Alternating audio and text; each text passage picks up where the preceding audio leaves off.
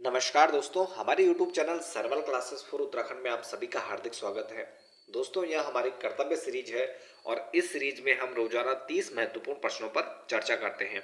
तो कर्तव्य सीरीज की यह चौथी वीडियो है और इसमें हम हिंदी, उत्तराखंड, सामान्य अध्ययन, कंप्यूटर व डेली का जो करंट अफेयर होता है, तो इसमें 4 महत्वपूर्ण जो प्रश्न करंट अफेयर से संबंधित होते हैं। तो यह हमारी कर्तव्य सीरीज है और चौथी वीडियो है। तो आइए प्रारंभ करते हैं। पढ़े वही जो एग्जाम के लिए है सही, यानी इसमें हम अति महत्वपूर्ण प्रश्नों पर चर्चा करते हैं। तो इसमें केवल आपको वही प्रश्न दिए जाएंगे या उन्हीं प्रश्नों पर चर्चा होगी जो आपके एग्जाम के लिए सही होंगे। तो ध्यान रखना है, पढ़े वही जो एग्जाम के लिए है सही। तो इसमें सबसे पहले हमारे हिंदी के 5 क्वेश्चन है, जिसमें पहला प्रश्न हमारा कि निम्न में से विशेषण के भेद हैं। तो यहाँ पर ऑप्शन है सार्वनामिक विशेषण, गुणवाचक, संख्यावाचक और सभी। तो निम्न में से विशेषण के भेद हैं, तो इसका सही आंसर है डी, यानी जो विशेषण है तो ये सभी सार्वनामिक विशेषण, गुणवाचक विशेषण, संख्यावाचक विशेषण और परिमाणवाचक विशेषण, ये सभी विशेषण के भेद होते हैं। तो यहाँ पर 4 प्रकार के हमारे विशेषण होते हैं और इसमें जो अंतिम है तो ये यहाँ पर परिमाणवाचक विशेषण हो जाएगा। और परिभाषा की बात करें कि तो संज्ञा व सर्वनाम की विशेषता बताने वाले शब्द क्या कहलाते हैं? विशेषण कहलाते हैं। तो यहाँ पर आपको ध्यान रखना है, 4 प्रकार के होते हैं। तो एग्जाम में इस प्रकार से पूछे जाते कौन सा नहीं या कौन सा है इसमें, तो आपको ध्यान रखने हैं चारों। इसके बाद नेक्स्ट क्वेश्चन है कि शेर वन में रहता है, इस वाक्य में कौन सा कारक है? तो शेर वन में रहता है, तो यहाँ पर पहला ऑप्शन है कर्ता कारक, दूसरा संबंध कारक, तीसरा संबोधन और अंतिम है अधिकरण। तो शेर वन में रहता है, तो यहाँ पर इसमें जो इसका सही आंसर है तो इसका है डी, अधिकरण। अधिकरण में पर आता है, यानी में शेर वन में रहता है, तो यहाँ पर इसका सही हो जाएगा, आंसर डी हो जाएगा, अधिकरण। तो कारकों की बात करें तो संज्ञा और सर्वनाम से क्रिया का संबंध बताने वाले शब्द क्या कहलाते हैं? कारक कहलाते हैं। और कारक 8 प्रकार के कारक होते हैं और इसमें जो अधिकरण है तो इसमें में और पर से पहचान होती है। तो यहाँ पर सही आंसर डी हो जाएगा, अधिकरण कारक। इसके बाद नेक्स्ट क्वेश्चन है हमारा कि हानिकारक में कौन सा प्रत्यय है? तो हानिकारक में प्रत्यय, प्रत्यय का मतलब होता है जो शब्द या जो वर्ण बाद में जुड़ते हैं। तो यानी अंत में जुड़ने वाले शब्द यहाँ पर क्या कहलाते हैं? प्रत्यय कहलाते हैं। तो इसमें पहला ऑप्शन है अक, दूसरा का, तीसरा कारक और अंत में है आक। तो हानिकारक में यहाँ पर जो प्रत्यय है तो यह है इसका बी, यानी खास सही आंसर हो जाएगा का। तो का इसमें प्रत्यय है। इसके बाद नेक्स्ट क्वेश्चन हमारा कार्य का तद्भव है। तो कार्य का तद्भव रूप क्या है?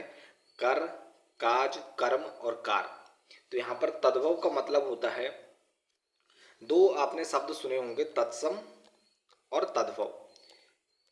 तत्सम और तद्भव शब्द आपने सुने होंगे। तत्सम की अगर हम बात करें तो तत्सम का मतलब होता है तत्सम, यानी उसी के समान। तो यानी ऐसे शब्द जो संस्कृत से ज्यों के त्यों यहाँ पर हमारे जो हिंदी भाषा है इसमें शामिल होते हैं, यानी संस्कृत से आए हैं और उन्हीं रूप में इनका प्रयोग होता है। लेकिन तद्भव क्या होता है? जब हम हिंदी के विकास क्रम को देखते हैं तो हम देखते हैं सबसे पहले संस्कृत, उसके बाद यहाँ पर पाली, प्राकृत और पाली, प्राकृत, अपभ्रंश, अवहट और उसके बाद प्राचीन या प्रारंभिक हिंदी का रूप हम देखते हैं। तो यानी हिंदी का जो हिंदी भाषा है तो इसका एक लंबा विकास क्रम है। तो यहाँ पर हिंदी जो शब्द संस्कृत से निकले हुए हैं तो धीरे धीरे आगे चलकर यहाँ पर भाषा के विकास क्रम के कारण उनका रूप परिवर्तित हो गया है। तो यानी जो शब्द यहाँ से आते आते हिंदी तक आते आते जो बदल गए हैं, यानी जो संस्कृत से हिंदी तक की यात्रा है, तो यहाँ पर जो शब्द बदल गए हैं उनको तद्भव कहते हैं, जिनमें परिवर्तन आ गए हैं। जो लेकिन जो अभी भी संस्कृत के ऐसे शब्द जो संस्कृत के ज्यों के त्यों लिए गए यानी समान है, तो वो क्या कहलाते हैं? तत्सम कहलाते हैं।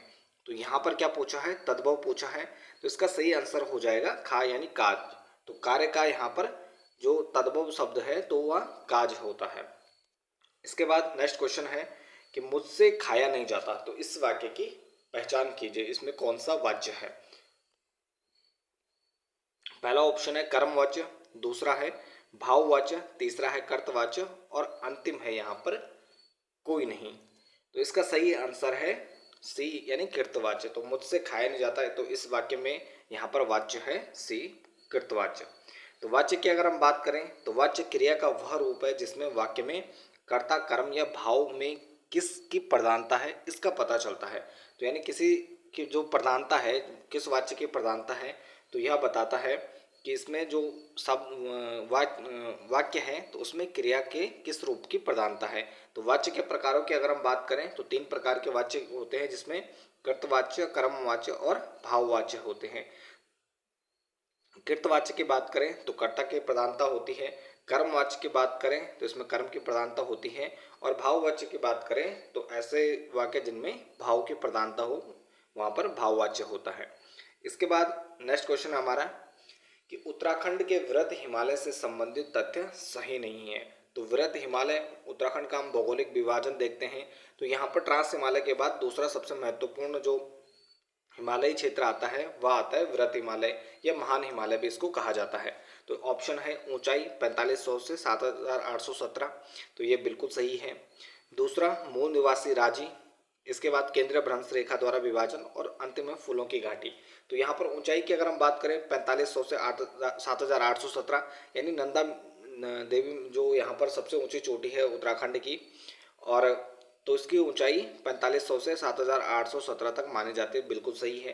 दूसरा मूल निवासियों की बात करें तो वृहत हिमालय या महान हिमालय में जो मूल निवासी रहते हैं तो वह भूटिया जनजाति है, न कि राजी जनजाति।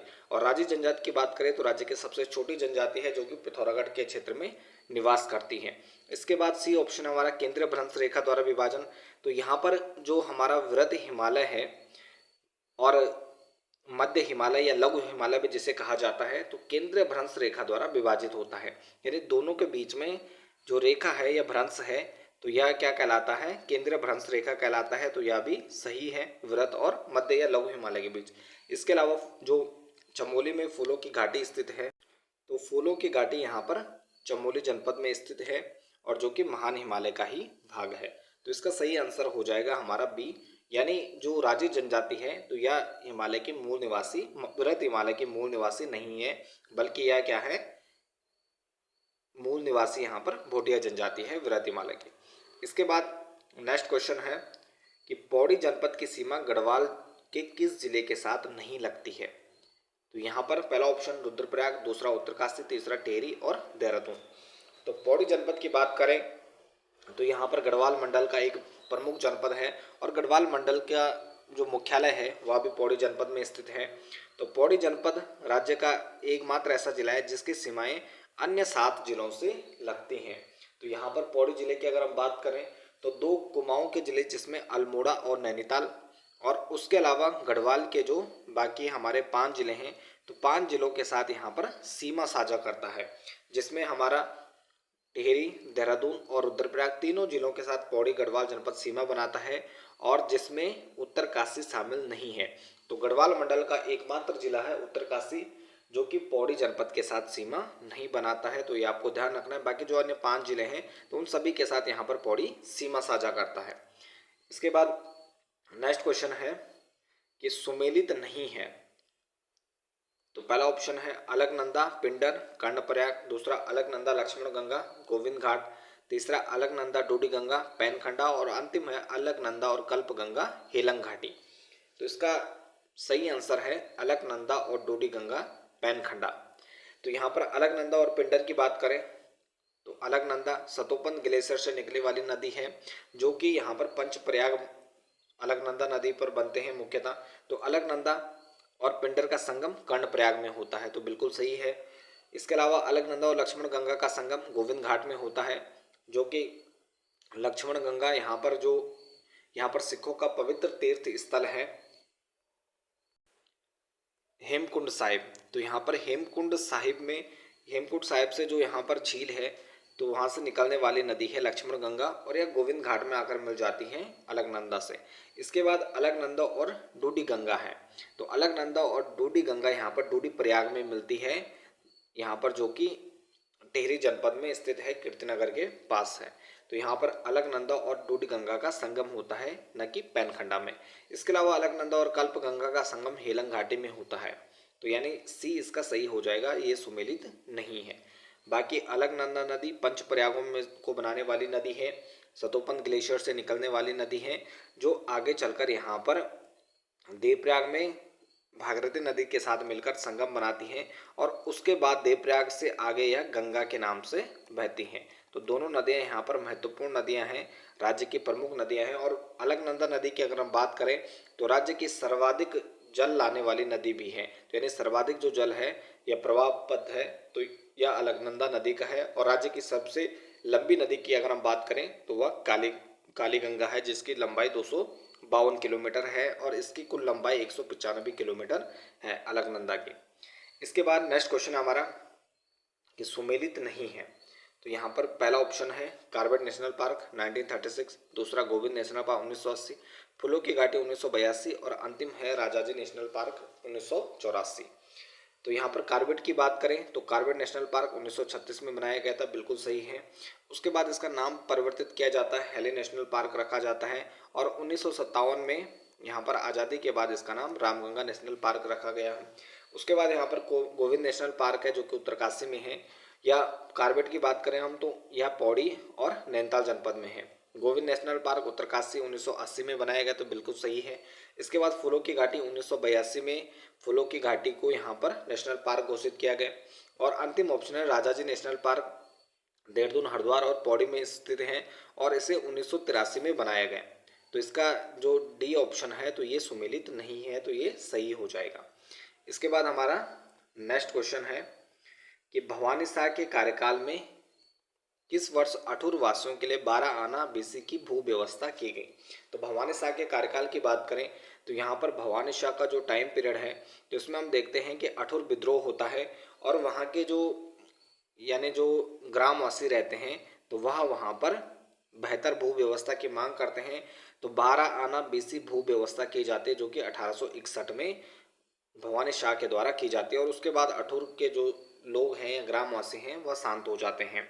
तो भवानी शाह की बात करें 1859 से 71 तक ये शासक रहते हैं और पंवार वंश के पहले ऐसे शासक हैं या टेरी रियासत के पहले ऐसे शासक हैं जो अंग्रेजों की मदद से शासक बनते हैं। तो इनके सौतेले भाई रहते हैं सेठ शाह, तो कुछ समय वह शासक रहते हैं और यहाँ पर सत्ता पर कब्जा करके रखते हैं। तो कमिश्नर आते हैं, कुमाऊं से कमिश्नर आते हैं और रैमजे आते हैं, तो इनकी मदद से ही ये शासक बनते हैं। इसके बाद इनकी माता की बात करें तो गुण देवी इनका माता का नाम रहता है। और इसके अलावा 1860 में फ्रेडरिक विल्सन जो यहाँ पर गढ़वाल में एक प्रमुख ठेकेदार रहते हैं, ब्रिटिश ठेकेदार, तो इनको वनों का ठेका दिया जाता है 1860 में। और इसके अलावा यहाँ पर प्रताप शाह के टाइम पीरियड में लक्ष्मू कठैत की हत्या होती है, जिसका जो कार्य है वह हमें भवानी शाह के टाइम पीरियड में भी दिखता है। प्रताप शाह की बात करें 71 से 86 के बीच यहाँ पर प्रताप शाह का कार्यकाल है। इसके बाद नेक्स्ट क्वेश्चन है हमारा कि सुमेलित नहीं सुमेलित है। तो पहला ऑप्शन है सभाभूषण हरिदत्त शर्मा, गढ़वाल राज्य वंशावली देवराज, तीसरा गढ़वीर महाकाव्य रूप मोहन सकलानी और इसके बाद अंतिम ऑप्शन है हमारे पास सभी।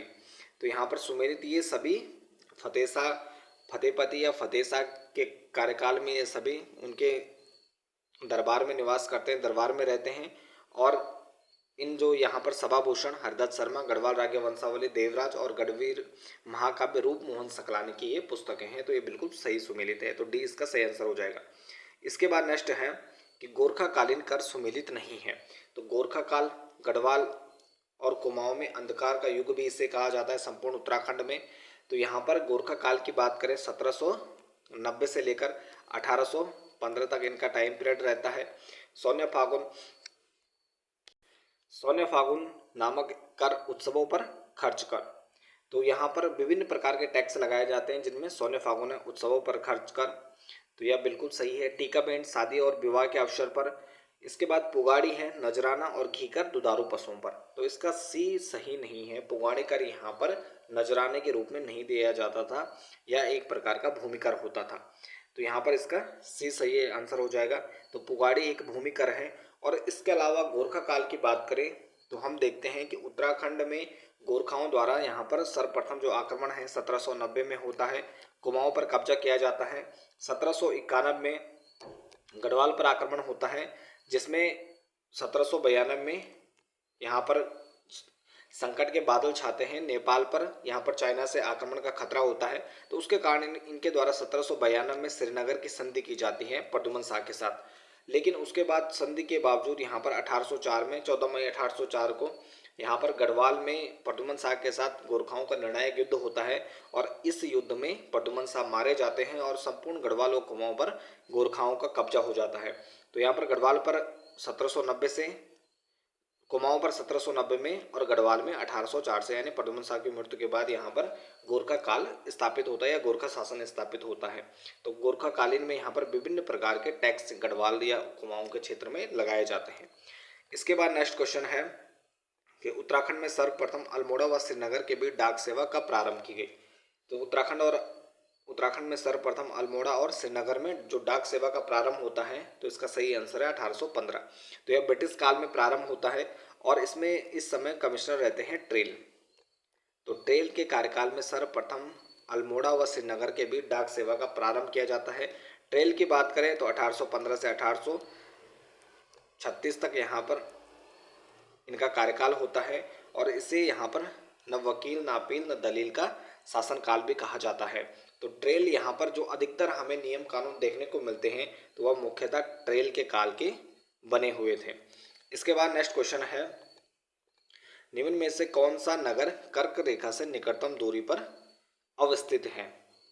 अगरतला, गांधीनगर, जबलपुर और उज्जैन। तो यहाँ पर कर्क रेखा की बात हो रही है जो कि भारत के बीचों बीच होकर गुजरती है, तो इसका सही आंसर है अगरतला। तो त्रिपुरा की राजधानी है अगरतला।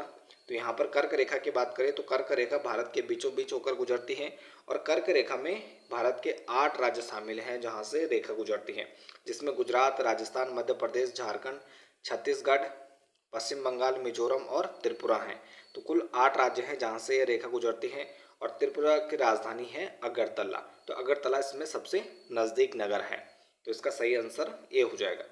इसके बाद नेक्स्ट क्वेश्चन है, निम्न राज्यों में से किसकी तट रेखा सर्वाधिक है। तो पहला ऑप्शन गुजरात, दूसरा महाराष्ट्र, तीसरा केरल और अंतिम तमिलनाडु। तो सर्वाधिक तट रेखा वाला जो राज्य है तो वह गुजरात है, तो इसका सही आंसर है क, गुजरात। तो यहाँ पर गुजरात की बात करें तो 1600 किलोमीटर गुजरात से काठियावाड़ क्षेत्र या भारत की तट रेखा देश के 9 राज्यों को छूती है। इसके अलावा अगर हम तो गुजरात की कुल तट रेखा कितनी है, 1600 किलोमीटर है और जो 9 राज्यों को यहाँ पर संपर्क करती है। तो तटीय रेखा की कुल लंबाई की अगर हम बात करें जो 7516.6 किलोमीटर यहाँ पर कुल तटीय रेखा की लंबाई है, जिसमें सबसे छोटी तट रेखा वाला राज्य है तो वह गोवा है। तो यहाँ पे ध्यान रखना है, सर्वाधिक की बात करेगा तो गुजरात हो जाएगा, सबसे कम की बात करेगा तो गोवा हो जाएगा। इसके बाद नेक्स्ट क्वेश्चन हमारा, बुल एंड बियर शब्दावली किससे संबंधित है। स्टॉक मार्केट, बैंकिंग, विदेशी मुद्रा रिजर्व या आंतरिक व्यापार। तो इसका सही आंसर है कौ, यानी स्टॉक मार्केट। तो स्टॉक मार्केट में बुल एंड बियर शब्दावली संबंधित है। तो जब बाजार ऊपर चलता है या बाजार में तेजी आती है तो यहाँ इसे बुल कहते हैं, और जब बाजार में नीचे आता है या मंदी आती है तो यह क्या कहता है, बियर कहलाता है। तो बुल और बियर यहाँ पर स्टॉक मार्केट से संबंधित है, स्टॉक एक्सचेंज से संबंधित है। इसके बाद नेक्स्ट क्वेश्चन है कि भारत का सबसे बड़ा बैंक कौन सा है। भारत का सबसे बड़ा बैंक कौन सा है। भारतीय रिजर्व बैंक, भारतीय state bank, central bank of India, bank of India. तो यानी बैंकों का बैंक और भारत का सबसे बड़ा बैंक कहलाता है रिजर्व बैंक, यानी भारतीय रिजर्व बैंक, जिसे आरबीआई के नाम से जाना जाता है, रिजर्व बैंक ऑफ इंडिया। तो यहाँ पर रिजर्व बैंक की अगर हम बात करें तो ब्रिटिश काल में इसकी स्थापना होती है 1 अप्रैल 1935 में, और जिसे 1937 में स्थायी रूप से मुंबई में स्थानांतरित किया जाता है। और आरबीआई के वर्तमान गवर्नर की बात करें तो शक्तिकांत दास इसके वर्तमान गवर्नर हैं। इसके बाद पॉलिटी से नेक्स्ट क्वेश्चन है कि किस अनुच्छेद के तहत यहाँ पर संसद को नागरिकता के संबंध में कानून बनाने का अधिकार प्रदान किया गया है। तो यहाँ पर 4 ऑप्शन है, अनुच्छेद 5, 9, 10 और 11। तो इसका सही आंसर है डी, 11। नागरिकता भारतीय संविधान के अनुच्छेद क्या है, 5 से 11 तक है, और भारत में एकल नागरिकता का प्रावधान है। तो यहाँ पर एकल नागरिकता का मतलब है कि राज्यों की अलग नागरिकता नहीं है और केंद्र की अलग नागरिकता नहीं है। तो जिस प्रकार हम अमेरिका जैसे देशों में देखते हैं जिनमें एकल नागरिकता का प्रावधान नहीं है, बल्कि वहाँ पर केंद्र की अलग नागरिकता है और राज्यों में अलग नागरिकता का प्रावधान है, तो भारत में केवल क्या है, एकल नागरिकता है। और इसमें भाग 1 अनुच्छेद 5 से 11 तक यहाँ पर नागरिकता का प्रावधान रखा गया है। इसके बाद नेक्स्ट क्वेश्चन है कि संविधान में कल्याणकारी राज्य का आदेश दिया जाता है। तो 42वें संविधान संशोधन प्रस्तावना में नीति निर्देशक तत्वों में और मूल अधिकारों में, तो यहाँ पर कल्याणकारी राज्य घोषित किया गया है। सी, नीति निर्देशक तत्वों में यहाँ पर राज्य को या देश को यहाँ पर कल्याणकारी राज्य का आदेश दिया गया है। तो इसका सही आंसर हो जाएगा। राज्य के नीति निर्देशक तत्व भारतीय संविधान के भाग 4 36 से 51 में उल्लेखित हैं, जो कि आयरलैंड से लिए गए हैं। तो आयरलैंड के संविधान से भारतीय नीति निर्देशक तत्वों को लिया गया है। भाग 4 में है, संविधान के अनुच्छेद 36 से 51 तक है। और यह जो नीति निर्देशक तत्व हैं तो यह भारतीय संविधान में आयरलैंड से लिए गए हैं। इसके बाद नेक्स्ट क्वेश्चन है कि फिनिक्स फार्म की स्थापना किसने की? तो विनोबा भावे, महात्मा गांधी, अरविंद घोष या कोई नहीं। तो इसका सही आंसर है बी, महात्मा गांधी। तो फिनिक्स फार्म की स्थापना महात्मा गांधी द्वारा 1904 में की जाती है और 9 अफ्रीकी देशों में की गई, डरबन में। और विनोबा भावे का मूल नाम की अगर हम बात करें तो विनायक नरहरि भावे इनका मूल नाम है। इसके बाद नेक्स्ट क्वेश्चन है, भारत के लिए एक डोमिनियन स्टेट कॉन्स्टिट्यूशन के प्रारूपण का प्रथम प्रयास किसकी प्रक्रिया में किया गया? तो यहाँ पर इसका बी सही आंसर हो जाएगा। मोंटेगू चेम्सफोर्ड सुधार में यहाँ पर भारत को डोमिनियन स्टेट कॉन्स्टिट्यूशन के प्रारूपण का प्रथम प्रयास किया जाता है। तो यहाँ पर मोंटेगू चेम्सफोर्ड सुधार 1919 में किया गया और इस समय यहाँ पर जो मोंटेगू रहते हैं तो यह भारत सचिव रहते हैं और चेम्सफोर्ड यहाँ पर वायसराय रहते हैं। तो 1919 में यह जो अधिनियम है वह लाया जाता है और इसी के तहत द्वैत शासन की भूमिका 8 प्रांतों में लागू होती है। तो द्वैत शासन लागू किया जाता है 8 प्रांतों में।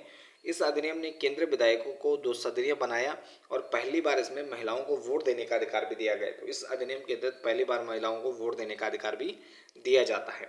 इसके बाद नेक्स्ट क्वेश्चन है, जीएसपी का मतलब है Java simple pages, Java simple protocol, Java server pages और जावा सर्वर प्रोटोकॉल। तो इसका सही आंसर है सी, जावा सर्वर पेजेस। इसके बाद नेक्स्ट क्वेश्चन है कि निम्न में से किसकी कमांड की सहायता से हम किसी भी दस्तावेज को बचा सकते हैं? तो यहाँ पर कंट्रोल एस होता है, डी, हम किसी भी दस्तावेज को यहाँ पर कंप्यूटर पर सेव कर सकते हैं, कंट्रोल एस। तो इसका डी सही आंसर हो जाएगा। इसके बाद नेक्स्ट क्वेश्चन है, डिजिटल कैमरे में प्रयोग होता है। तो डिजिटल कैमरे में एलईडी, फोटो डायोड, प्रकाशीय फिल्म या प्रकाशीय पेन। तो इसमें बी, फोटो डायोड का प्रयोग होता है। इसके बाद नेक्स्ट क्वेश्चन है कि फायरवॉल का मुख्य कार्य है मॉनिटरिंग, डिलीटिंग, कॉपिंग और मूविंग। तो इसका सही आंसर है मॉनिटरिंग। तो फायरवॉल का मुख्य कार्य क्या है? मॉनिटरिंग है। तो ए इसका सही आंसर हो जाएगा। इसके बाद नेक्स्ट क्वेश्चन है हमारा कि एक निश्चित पते पर किसी एब्यूजर द्वारा बार बार एक ही ईमेल भेजना कहलाता है email spoofing, email spamming, email bombing या ईमेल कोई नहीं। तो यहाँ पर इसका सही आंसर हो जाएगा ख, यानी ईमेल स्पैमिंग यहाँ पर कहलाता है कि अगर एक ही जो यूज़र है तो वह बार बार क्या कर रहा है, एक ही ईमेल को भेज रहा है, एक ही ईमेल को बार बार भेज रहा है यूज़र के द्वारा। तो यहाँ पर ईमेल स्पैमिंग कहा जाता है। इसके बाद नेक्स्ट क्वेश्चन है, ये करंट अफेयर से संबंधित है कि हाल ही में यहाँ पर मोहम्मद मोइजू ने किस देश के राष्ट्रपति का चुनाव जीता? तो इंडोनेशिया, मालदीव, कंबोडिया या ताइवान। तो मोहम्मद मोइजू यहाँ पर किस देश के राष्ट्रपति बने हैं? तो इसका सही आंसर है मालदीव। तो मालदीव के राष्ट्रपति बने हैं। नेक्स्ट क्वेश्चन है कि हाल ही में किस राज्य के नवापिंड सरदारा गांव को सर्वश्रेष्ठ टूरिज्म अवार्ड से नवाजा गया है? तो किस राज्य के नवापिंड सरदारा गांव को सर्वश्रेष्ठ टूरिज्म अवार्ड से नवाजा गया है? पंजाब, हरियाणा, उत्तर प्रदेश या कर्नाटक। तो इसका सही आंसर है पंजाब। नेक्स्ट क्वेश्चन है कि हाल ही में किस राज्य में भारत का पहला जल विश्वविद्यालय खुलने जा रहा है? तो किस राज्य में भारत का पहला जल विश्वविद्यालय खुलने जा रहा है? तो उसका सही आंसर है उत्तर प्रदेश। तो उत्तर प्रदेश में यहाँ पर पहला जल विश्वविद्यालय खुलने जा रहा है। तो इसके बाद लास्ट क्वेश्चन हमारा, हाल ही में किस देश ने अपनी पहली घरेलू निर्मित पनडुब्बी हाईकुन का अनावरण किया है? तो किस देश के द्वारा यहाँ पर हाईकुन नामक जो घरेलू निर्मित पनडुब्बी है तो उसका निर्माण किया गया है? तो यह है चीन, ताइवान, सिंगापुर, जापान। तो इसका सही आंसर है ताइवान। तो ताइवान के द्वारा यहाँ पर अपनी जो पनडुब्बी है हाईकुन, तो इसका अनावरण किया गया है। तो ये थे हमारे 30 महत्वपूर्ण प्रश्न। तो इसके साथ इस वीडियो को यहीं पर समाप्त करते हैं। बाकी आप बने रहे चैनल के साथ। मिलते हैं एक नेक्स्ट टॉपिक में। धन्यवाद।